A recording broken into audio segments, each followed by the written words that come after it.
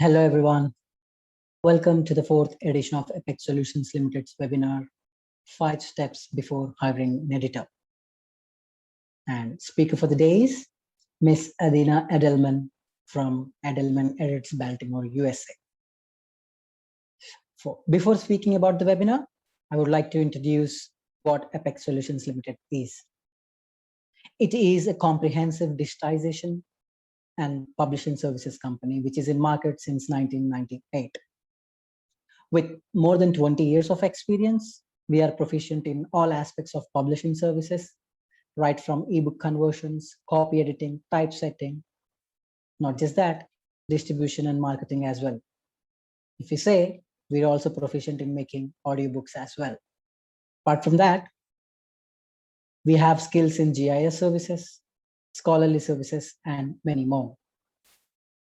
To know more about us, you can reach our website and have a look at it. We have a wide range of services which can cater all your needs with more than 500 plus employees working in 5 different global locations.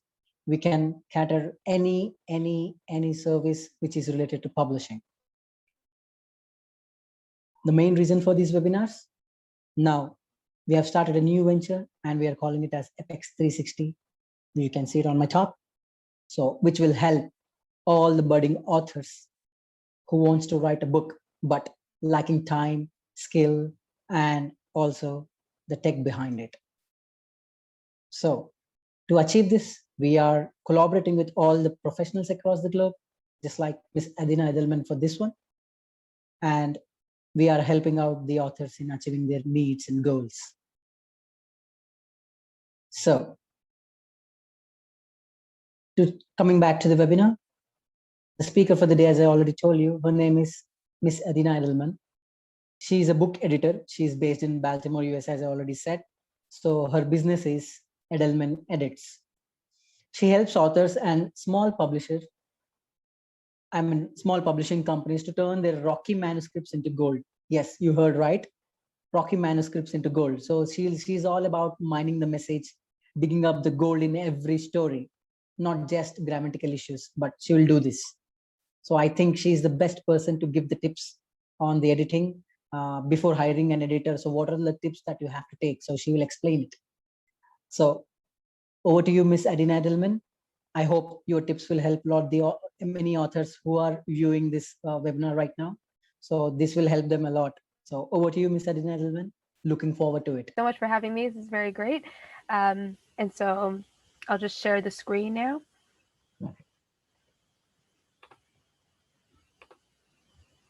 Okay. So this is 5 steps before hiring a book editor. And this is like a pre-step that you finally crossed the finish line. And the first thing that you're really going to want to do is to celebrate. You want to take just a moment to appreciate the fact that you're in a minority of writers who have actually finished their book. And that's huge. So go out to eat something, buy yourself something special, celebrate the fact that you finished the milestone. It's huge. And then now that you're sitting on the couch, staring at the TV, wondering, now what? And a lot of writers think, well, I got to hire an editor. I got to find an editor. It'll shape up the book. I'll publish it and done. And that's not really, the first step that needs to happen. There are 5 steps, and I call them tiers. And I have a little crying emoji there for you, which is a little sad, but it'll help you remember. And the 5 steps are time, edit, ask, review, and save.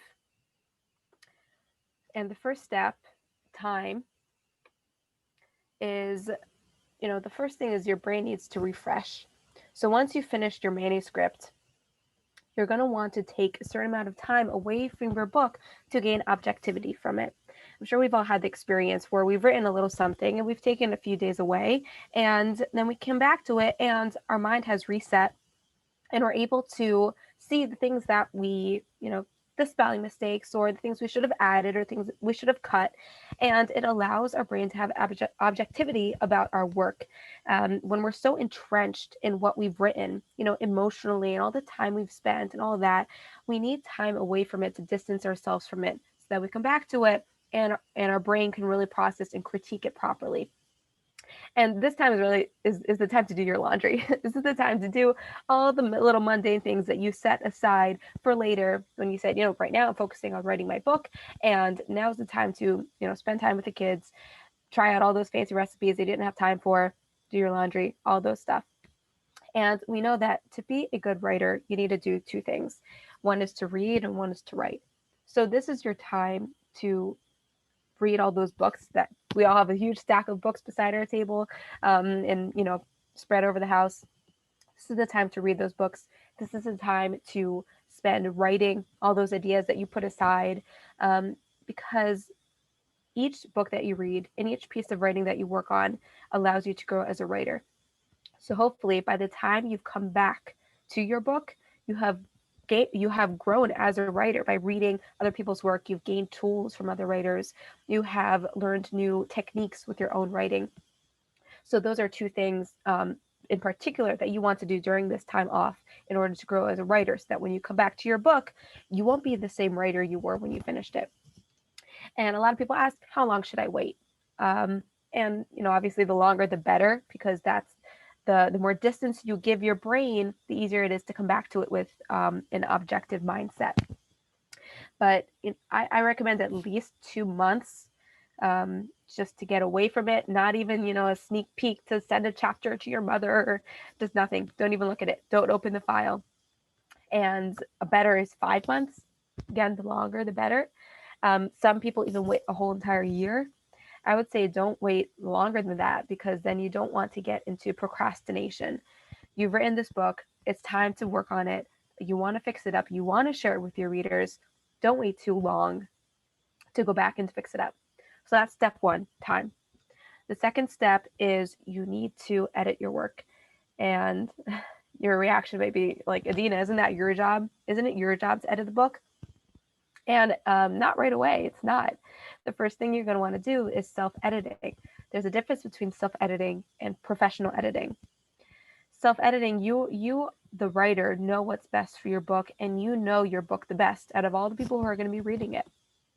And when you come back after step one, you're going to come back to your book and you're going to read it through, and you're going to see, oh, that character actually was not supposed to say that there. And, oh, I didn't intend for that to happen here. And, oh, I missed recording my trip to California in my travel book. And you're going to realize things that were missing or things that should be cut. You are the only person who can do that first round of editing. So it's very, very important for the writer to go through and do that. And another two things, if you still think that, oh, I'll just leave it for the editor to do, is that it'll save you embarrassment and money. So on embarrassment, I've gotten a lot of sample edits. I've done a lot of them where it was clear that the writer had not edited the work. They had not even read through it once before sending it. There were so many obvious underlined errors that they could have fixed up. And what it shows me is that the writer did not care enough about their piece to, delete the few extra spaces here and to correct the spelling mistake there, and to do their research properly of how to write what was written. And you don't want to give that impression. You want to give the impression that you're a professional writer, even if you're doing a sci-fi novel or some other, a genre fiction, which is awesome.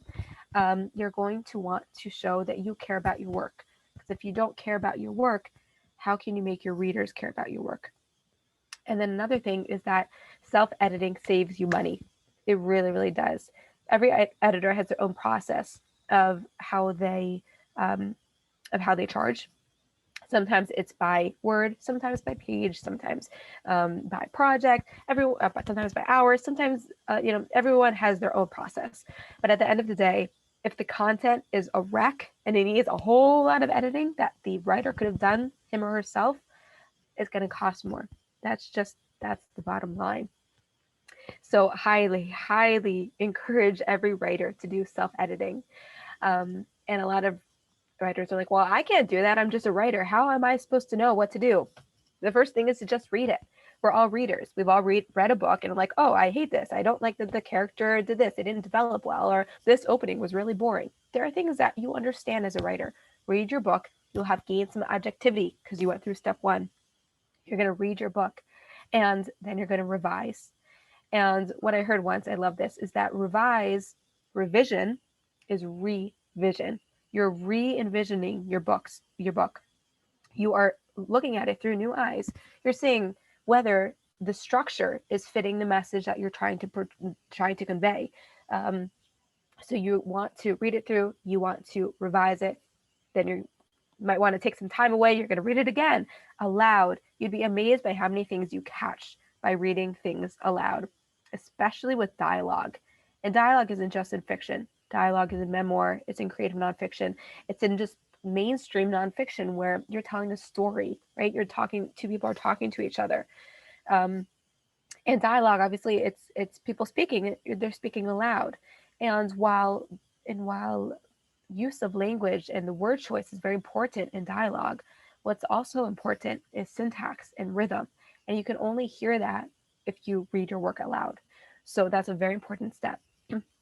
And then there are writers who say, like, I'm awful at grammar and I have no idea what I'm doing. I have no idea how to deal with a comma splice and all those things. Take advantage of free spelling and grammar checkers. They're really, really useful. Just upload your document into Grammarly and it'll underline the free version. It'll underline the main important things that you need to fix. It's very, very useful. There are going to be some things that you disagree with, and you don't have to accept all the changes. It is a computer, after all. It's fine. You have the choice to accept or reject any of those decisions. But taking advantage of those free checkers is so crucial. Then you can send in a sample to the editor, or when you send it out to people for review, it'll be much cleaner than the first draft. And you're going to want to repeat this editing process as many times as necessary. The read, the revise, read it again. You're going to want to do that until you feel confident in sending it out to people. There are going to be those writers who will never feel confident. And at a certain point, you have to accept that your book will never be perfect. And that's okay. Nothing in this world is perfect. That's fine. But you're going to want it to be a stage where you feel, yeah, I can share this because I want readers to read this. But you're going to want to repeat this editing process many times as necessary. And it's okay if it takes time. Good things take time, right? Except for microwave popcorn. That does not take time, and it's very good. Step 3 is ask. And the important thing is to use your free resources. Before you're going to hire a professional editor, even if you're, some people want to go through hybrid publishers or vanity publishers. People have all different methods of how they want to do it. And those things cost money. Before you go through that, use your free resources, right? Like I said, the free grammar checkers. Well, free objective feedback you can get from family, friends, writing groups. And with family and friends, you want to find people who are actually going to be helpful. There are some people who will say, Maggie, your book was amazing. I loved it. And then that's all they say. And that might give your confidence a boost, but it's really not going to help your book. And then you also have that like really critical sibling who's going to like tear apart your work. And you don't really want to ask them either. You want to ask someone in the middle ground who will be able to say the strengths of your writing and also, oh, that ending didn't really hit me right. Or, this certain chapter was very slow for me. You want actual feedback that you can work with. So if you have family or friends that can give you that type of feedback, for sure ask them. And then we come to writing groups, right? So there are private writing groups on Facebook. There's Scribblefile. And you can even Writers Know Writers. You can, 2 or 3 other writers, you can form a group and share, if you each give a chapter a month or something and to give feedback and critique on. That's a really, really, really good method in exchanging feedback. And what's awesome about writing groups is that you also need to give feedback to other writers. And believe it or not, that really helps you grow as a writer. You realize what things need to be changed in their writing, and you realize, oh, maybe that needs to be changed in my own writing as well. You gain a better understanding of storytelling, and that's really important for a writer. So writing groups, highly recommended. So step 3, ask, use your free resources. Step 4 is review. You're going to want to review your manuscript a final time. So you've set aside time, you've edited, you've asked other people your free resources, and you're going to want to review your manuscript a final time. I picked out just some things like fonts, paragraph sizing. These are little things that when you do send a sample edit to an editor or you submit to a publisher, you want your work to look professional, right? So fonts, some writers like to use these really, really creative fonts that look very cool, but actually make your work very hard to read. So you don't want that. You don't want people looking at your font. You want people looking at your words, at your writing. Same thing with paragraphs. So it's a good idea to indent your paragraphs, and it makes it a lot easier to read dialogue and just in general to read instead of it all being left aligned the same alignment.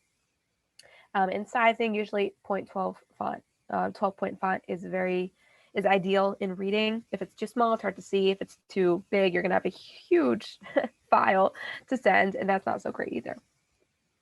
So review your manuscript. That's also important. And the last step, step 5, this is very important. This is the analogy that I usually use. If you want to remodel your kitchen, you have cabinets hanging off and the floor has just, it's just dirt everywhere. It's like you can't even see the tiles anymore. And your island, you don't even have an island. Those are for modern kitchens. Your sink is eternally dripping. Your refrigerator has been moaning for the past 2 months. Your kitchen just needs a total remake. If you hire a contractor and they say this is going to be a $500 job or whatever currency that would apply to your place, that wouldn't fill me with confidence, because I know that this job is a much, much higher value than $500. And it's the same thing with book editing. Book editing isn't cheap. Good book editing isn't cheap. If someone says I can edit your 50,000 word novel for $500, either they're desperate or they're inexperienced with just with pricing, and you don't really want to work with either of those types of people. You want to work with someone who knows what they're doing, who knows the value that they're giving you, and you've worked really, really hard on your book. You want a professional to finish that job, right? You want someone who knows what they're doing to work on that. And a really good indicator is how much they charge. So you want to save up for that. And a lot of people are a little shocked at this. When they hear prices, they're like, oh, I didn't expect it to be that expensive. I'm telling you now, book editing isn't cheap. You're going to want to save up. A really good time to start is during that step 1, during time. When you set aside and you're not looking at it, you might want to be looking into different editors and asking what their quotes are, right? And that's a really good ballpark. You can understand how much you need to save aside for editing. So you got this. You want to get those tiers out: time, edit, ask, review, and save. Good luck.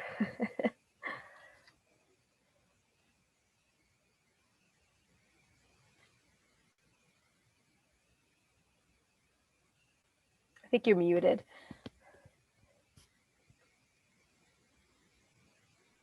Yeah, hi. Can you hear me? Yes. Great. Yes, thank you very much for the informative and innovative talk, Adina. I mean, yeah, these tips might help the authors, save a lot of their tears actually. Yes, true. Yeah. So yeah, probably these tips might help a lot of authors to get the best out of their book. So your editing tips will make authors' life much easier, I feel now. I mean, after listening to your tips. So now to the authors who wants to hire the professional editor. So there are many queries that they have, and probably they are looking out for the answers. So if you can provide your insights on a few of the most common questions that they are asking, then if you can shed some light on the same, then it will make even more easier for them.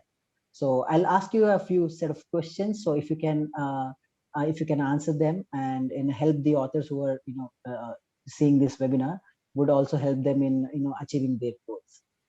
So can I ask you? Yeah, go for it.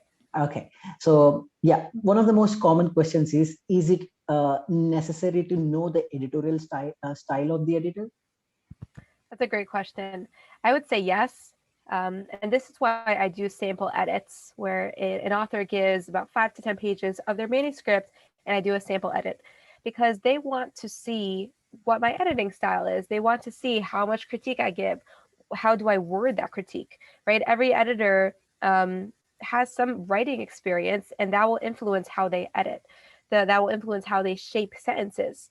It depends on the type of edit. But for example, line editing or copy editing, when you're working on the sentence level and you're changing grammar and sentence structure, how you restructure the sentence comes from your editing style and your writing style, really. So the writer needs to be comfortable with that. So asking for that sample edit from any writer that you might want to work with is really important to be able to see, is this editor someone I can work with? Does their style align with my writing style? Great, great.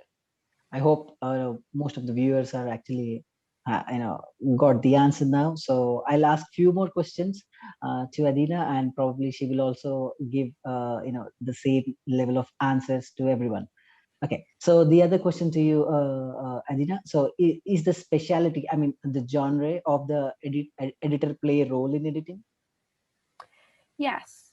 And for the reason that let's say you're writing a memoir book, and if you're a newbie writer and you have no idea really what you're doing, you're going to want an experienced editor specifically in memoir to help you with that process. They'll know what the structure of that genre is like, what the writing style is like. They'll be able to see, oh, this is unique and it works, or no, this really goes more with you're encroaching on the boundaries of fiction and that doesn't work. They'll be able to give you the specifics of that genre and really be able to guide you within it. So there are editors who have experience in a variety of genres, and they're sort of like a jack of all trades in the writing genres, and that's fine for many different types of books. But I would say specifically, if you're a new writer and you want an experienced editor in your genre, it's a good thing to look into if they've, how many books have they edited in this genre? What is their background experience with it? So that's a good thing to look into. Great, great. Thank you very much for the answer for that. And I have one more question for you. So what is the importance of style sheet? It's funny because at first I never heard of a style sheet. Only when I got into editing, I realized it's very important. A really great example is, let's say someone hires me for a copy edit on their manuscript, and they're going to be giving this manuscript to a different proofreader.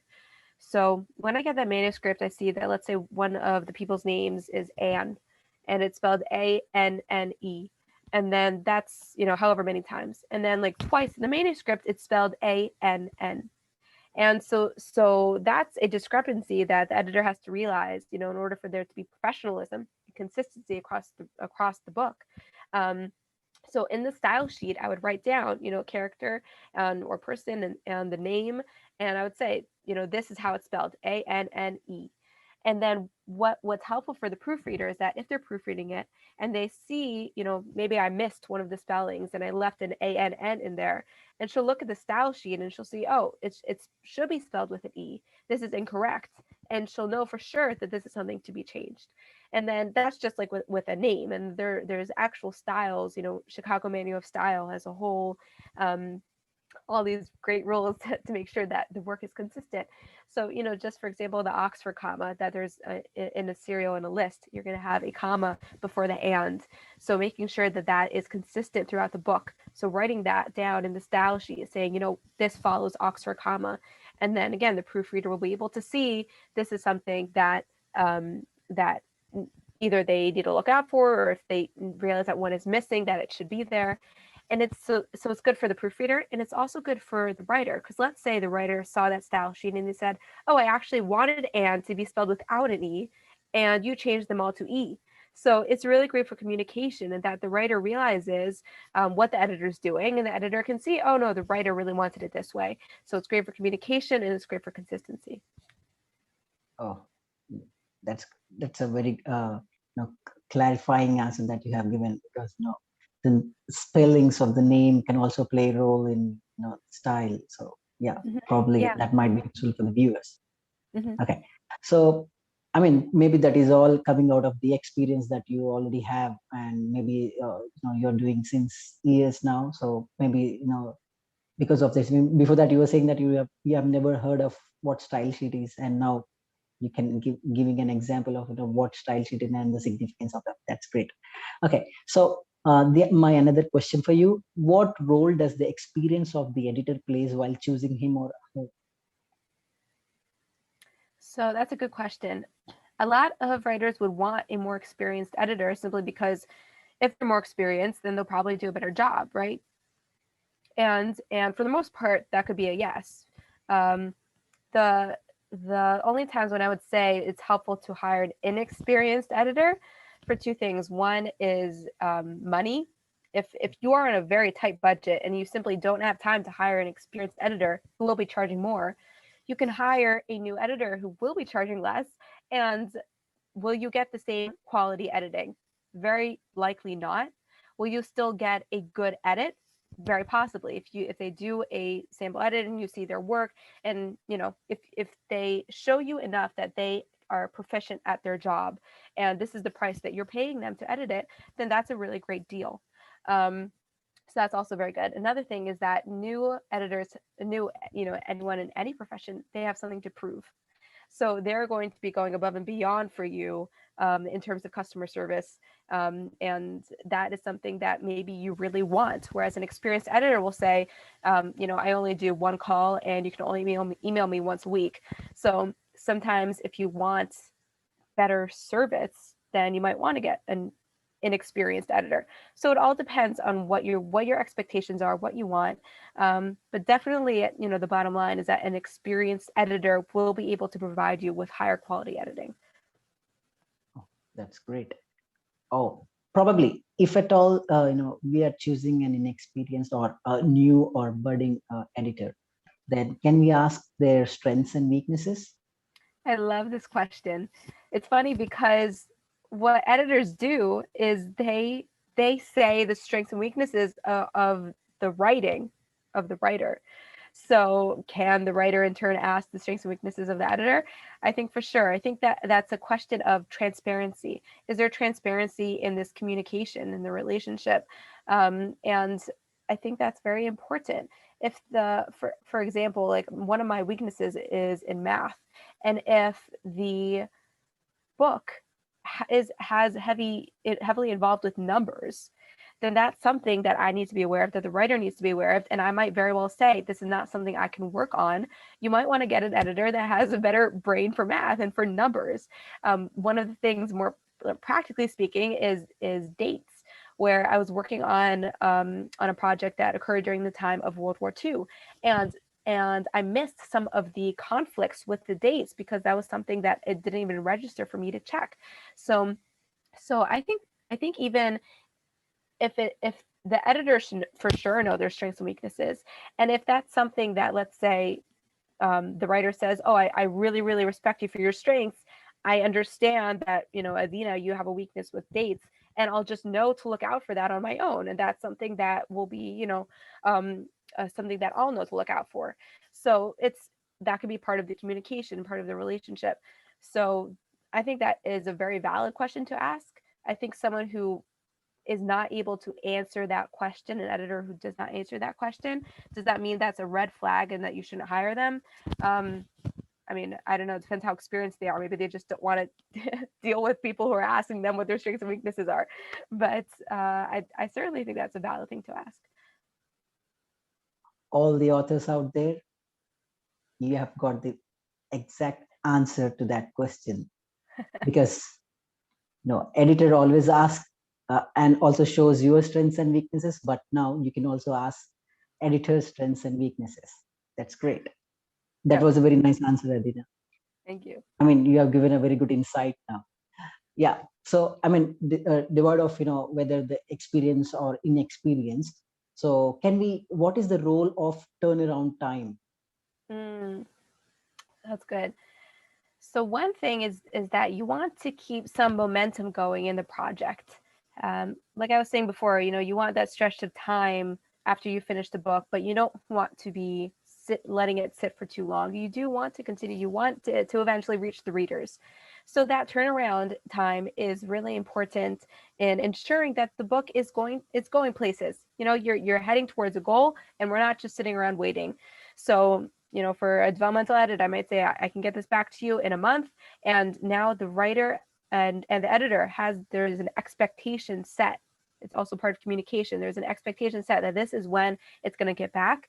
And it's not only on the editor's part, it's also on the writer's. I might say to the writer, I need this back from you within a month or two. And that shows me that they're serious about actually working and fixing their writing. And it ensures that the process keeps moving. So it's very good for setting expectations, and it's very good to ensure that the project keeps moving forward. Thank you very much, Miss Adina. I think that is the best answer anyone can give. I think these are the best tips that author can also expect from. So thank you very much, Adina, and that is it for the day. And I hope your tips will help the authors to find the best for the book, and your editing tips will definitely help the authors in finding their the book and the best.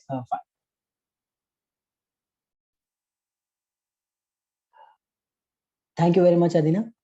I hope these tips will help the authors in saving the day. I hope this is the best answers they are expecting from you, and I think this will definitely help them. And thank you very much for that. And to the viewers, thank you very much for attending this webinar. And I personally thank Ms. Adina Edelman for coming to this webinar and giving her valuable suggestions. And now the authors want to know what to expect from the editors, and viewers, I think you also got the answers of what to expect from the editors before publishing your book. So I hope the following queries are also the queries which we have asked will also help most of the viewers today. And I think these are the best answers that Adina Edelman has given to us.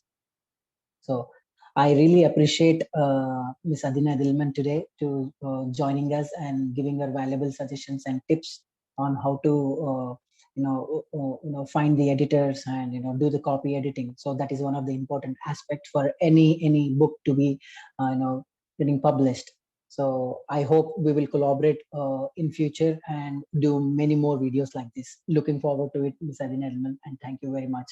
And to all the viewers, kindly like, subscribe, and share this video to someone who are looking for this, or to your colleagues or families who are looking forward to write the book. And maybe these tips and also our previous videos, they also will help them in giving a direction to find the best out of their idea or the book they want to write. So kindly do like us.